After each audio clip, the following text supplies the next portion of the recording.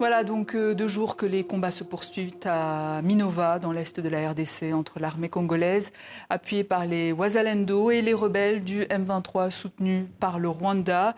Hier, dans un communiqué, l'armée congolaise confirmait une percée des rebelles dans le sud Kivu, ce qui a conduit à un déplacement massif de la population vers Goma. Selon le Haut Commissariat de l'ONU pour les réfugiés, on compte au moins 237 000 déplacés depuis début janvier. Le HCR se dit alarmé par l'aggravation de la violence et de cette situation en RDC. On en parle avec Patrick Mouyaya. Bonsoir. Bonsoir, madame. Vous êtes ministre de la Communication de la RDC, porte-parole du gouvernement. Alors, après le Nord Kivu, c'est désormais le Sud Kivu qui subit l'avancée des rebelles. La guerre semble désormais totale dans l'Est de la RDC. C'est un échec de votre stratégie militaire? Je crois qu'il faut d'abord commencer par dire que c'est l'armée rwandaise. Il est établi encore par les derniers rapports du groupe d'experts qui a plus de 3 000, 4 000. Et d'ailleurs, nos services documentent un peu plus des opérations régulières menées par l'armée rwandaise. Le M23 n'existe pas. C'est un groupe de pantins qui est utilisé comme par avant. Je pense que c'est très important de mentionner cette nuance. Alors, vous parlez de l'armée rwandaise, mais c'est elle qui opère. Est-ce que vous avez confiance en vos troupes sur le terrain? Mais bien sûr que d'abord, il faudrait me donner l'occasion de saluer la résistance, la résilience de nos populations qui disent non aux agresseurs, qui malheureusement utilisent à la fois des pillages, des intimidations, des ciblages sur les jeunes patriotes Wazalendo que vous avez mentionné tout à l'heure, qui sont systématiquement ciblés, parce que la stratégie, dès qu'ils font une avancée, c'est de les assurer d'étouffer toutes les initiatives locales qu'ils trouvent en termes de résistance. Donc, ils procèdent à des assassinats ciblés des jeunes, parce que les jeunes ont décidé de défendre la patrie. Pour le reste, il faut considérer que nous sommes dans une dynamique de guerre. Et il y a quelques jours, nous avions l'ascendant. Et puis, il y a quelques jours, la situation est celle qu'elle est. Et pour ici, il faut revenir pour dire qu'il y a une détermination claire au niveau du président de la République, du gouvernement, que de nos militaires. D'ailleurs, je profite pour saluer leur vaillance, leur ferveur pour assurer la défense de l'intégrité territoriale. Et nous sommes engagés à cela. On ne dérobera point. C'est de notre devoir. Mais la montée, justement, d'essais que fait l'armée rwandaise, c'est juste une stratégie pour nous contraindre de discuter avec les pantins du M23 qui en réalité n'ont aucun agenda, parce qu'on a évité justement la paix que tout le monde a souhaité dans le cadre du processus de Luanda. Mais justement, pourquoi cet échec? Comment vous expliquez cet échec? Écoutez, il faut poser la question.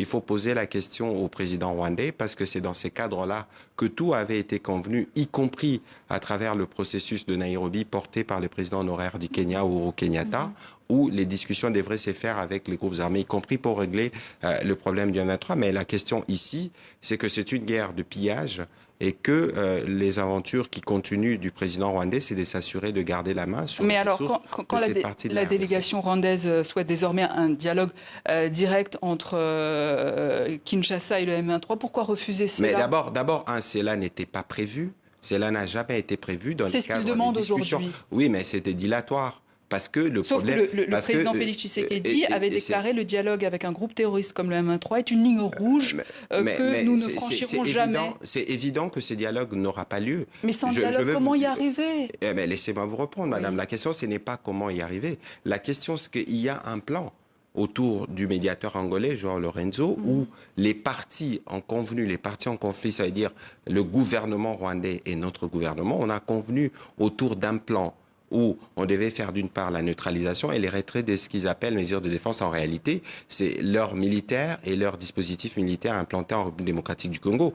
Ce soir, au moment où je vous parle, à cause des effets de brouillage qu'ils utilisent, les avions, y compris humanitaires, sont complètement perturbés dans la région. Et donc, il fallait signer l'acte de décès du pantin qu'on appelle M23 autour du médiateur de Luanda. Le président du Rwanda a choisi de ne pas venir parce que simplement, il veut continuer son aventure. Pourquoi nous, on va discuter avec de pantins terroristes qui en réalité n'ont aucun agenda? Tous ceux qui se retrouvent autour de la constellation M23 n'ont pas d'agenda en dehors de l'agenda du Rwanda. Et ici, nous sommes dans une dynamique, madame, où nous voulons finir avec cette répétitivité de crise que nous connaissons depuis 30 ans. Justement, vous dites la faute au Rwanda, c'est l'argumentaire qu'on entend régulièrement. Mais vous avez lu les groupes d'experts. Vous avez lu le groupe d'experts. À un moment donné, il va falloir... indépendant de Nations Unies. Au-delà au-delà des groupes d'experts, à un moment donné, il va falloir mettre fin à cette guerre. Mais évidemment, nous y mettrons fin. Parce que ce sont des populations qui sont sacrifiées, qui continuent de fuir. Et justement, c'est pourquoi il est important que la communauté internationale qui se mobilise,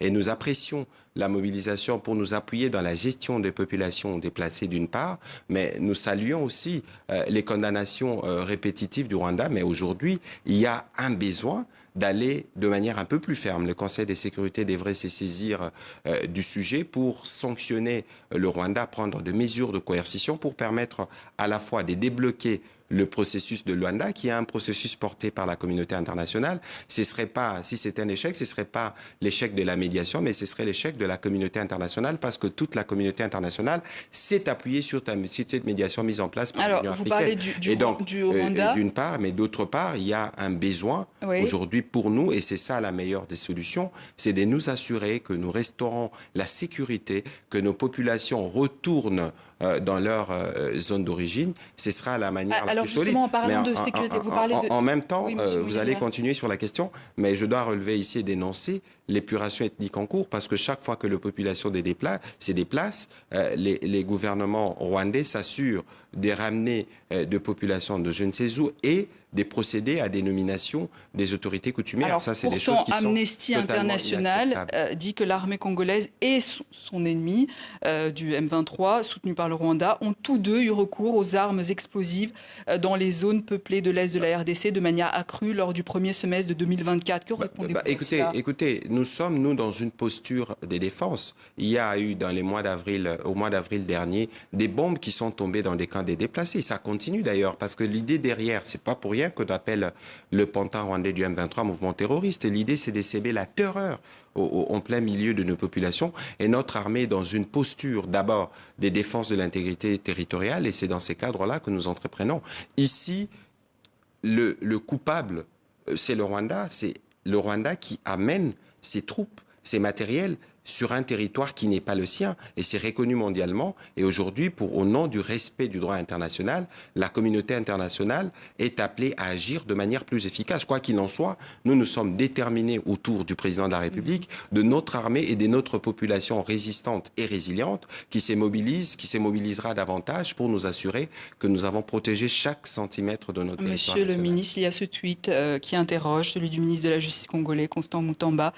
Tout acteur politique de la société civile, journaliste religieux qui relayera les activités de l'armée rwandaise et ses supplétifs du M23 subira désormais la rigueur de la loi, entre parenthèses, peine de mort. La liberté d'informer est un crime désormais en RDC? Non, d'abord, avant qu'on y arrive, il faut regarder les contextes dans lesquels nous évoluons. Nous évoluons dans un contexte où le Rwanda est l'empire du mensonge, avec des déversements de milliers de tweets quotidiens. Est-ce que nous, on appelle maintenant le poison rwandais? Vous savez, c'est que font les effets de la désinformation, de la manipulation. Mais parfois, il y a des journalistes congolais qui relatent les faits uniquement, les avancées J'en arrive, madame, vous savez que moi-même, j'ai un background en journalisme. Je vous explique d'abord le contexte pour que cela soit bien clair. Ensuite, lorsque vous faites face à cette vague de guerre informationnelle avec de fausses nouvelles qui sont déversées par milliers à renfort de trolls, parce que c'est le poison rwandais qu'on veut distiller de cette manière pour s'aimer la zizanie au sein de la population, nous avons, nous, les besoins, les devoirs d'agir. Je veux vous parler du cas de Al Jazeera, par exemple. J'ai décidé, avec mes équipes, de retirer les accréditations accordées à Al Jazeera, tout simplement parce qu'ils ont fait l'apologie du terrorisme. Comment expliquez-vous qu'un média international qui a des équipes accréditées en République démocratique du Congo choisisse une militante reconnue, dont je ne citerai pas le nom, comme militante pro-rwandaise pour aller faire une interview sur les territoires de la République démocratique du Congo sans autorisation, sans accréditation, sans visa, pour donner la parole à un chef terroriste et en faire la publicité? Madame, nous disons non. Donc il risque la peine de mort pour cela? De ce point de vue, non. Écoutez, j'en arrive, je plante le contexte. Alors, le ministre de la Justice, parce que justement, les journalistes ou certains acteurs peuvent être considérés comme des vecteurs par lesquels passe la manipulation, c'était plus une interpellation. il faut bien considérer que la peine de mort, c'est les derniers échelons. Et le président de la République, dans sa rencontre avec les différents ambassadeurs, il a bien précisé dans quel cadre nous avons prévu de recourir à la peine de mort, parce que nous connaissons par exemple de cas de trahison et des cas de terrorisme au front. Et il y a un besoin pour nous d'être sûr que nous avons pris les dispositions. On va essayer d'avancer un petit peu dans l'interview parce qu'on n'a plus beaucoup de temps. Un mot sur la réforme de la Constitution, idée avancée par le président Tshisekedi. Que répondre à ceux qui craignent une volonté du président de rester au pouvoir? Écoutez, le président de la République, il y a à peine 2 jours, venait de finir sa première année des 5 ans de son mandat. Le président de la République a été élu à plus de 70%. Donc il a la légitimité nécessaire pour entamer ici, c'est des discussions.